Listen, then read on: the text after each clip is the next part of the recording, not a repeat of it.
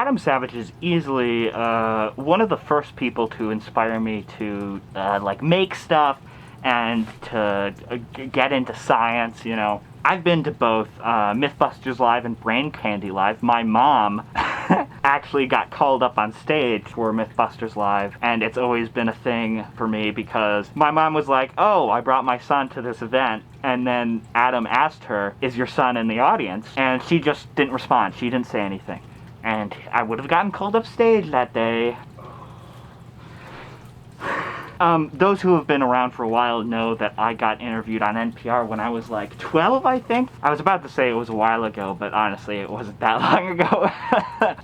That's kind of sad, isn't it? I got interviewed on NPR because of my channel and like my various technologically related shenanigans. The way the producers for that NPR show found my channel is because of a video I made about a $5 Bill Murray.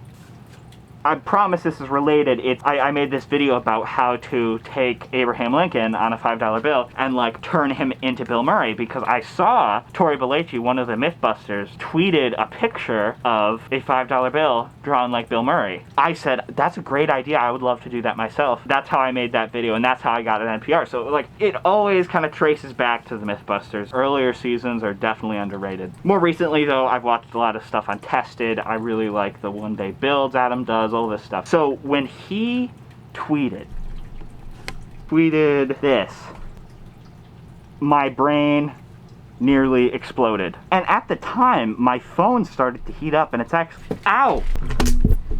This thing is getting really hot, so we're gonna just prop it up. My phone is on fire right now. I think it just vibrated too.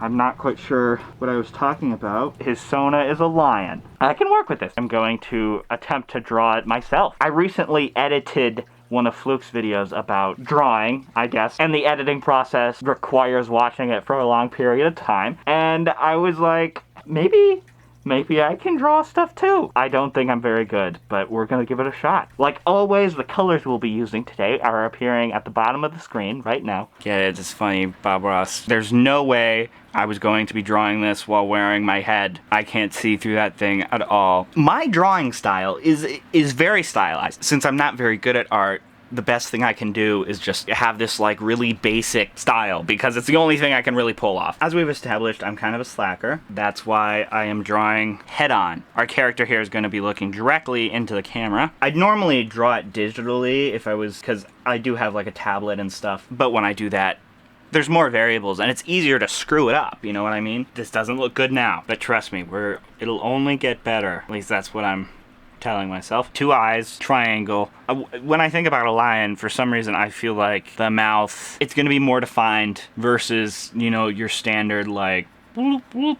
Does that make any sense? Circle is just temporary. It's just for planning the drawing, right? Eyebrows are extremely important. I think the problem here, at least for me, lions don't really naturally have eyebrows, do they? It's hard to draw that in cartoon form, at least for me. There's quite a few strategies that you can do when adding hair to a Fursona, because you can pull an Avery and kind of just draw eyebrows directly on, right? Adam doesn't have very defined eyebrows. How do you convert a person into a cartoon character form without losing a bunch of stuff in translation? I'm not sure. You know how I said earlier I'm not going to draw this digitally? I was thinking for a second there I'd do this as like a sketch. I'd come in here with some fancy markers or something and do something like that, but I don't think it's going to cut it. What are you doing? Why don't you screen record this? I think there's some sort of strange appeal to having everything kind of in camera. After editing Fluke's video, I never want to sync a screen recording to audio ever again. I think this might be okay. Now I'm just going through, cleaning up my line art. I honestly have no idea how this is gonna look. The observant among you will notice that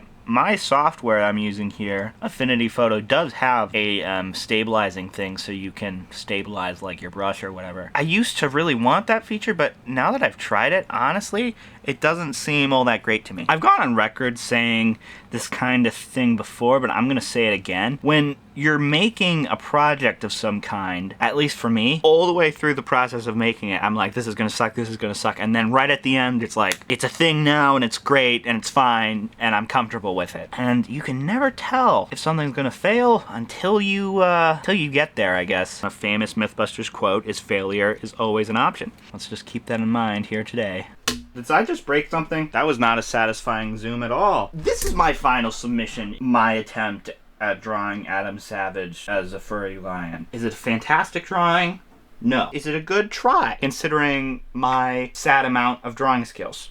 Yes. I recently got a Oculus Go, so if you have any good video ideas related to this thing, be sure to let me know.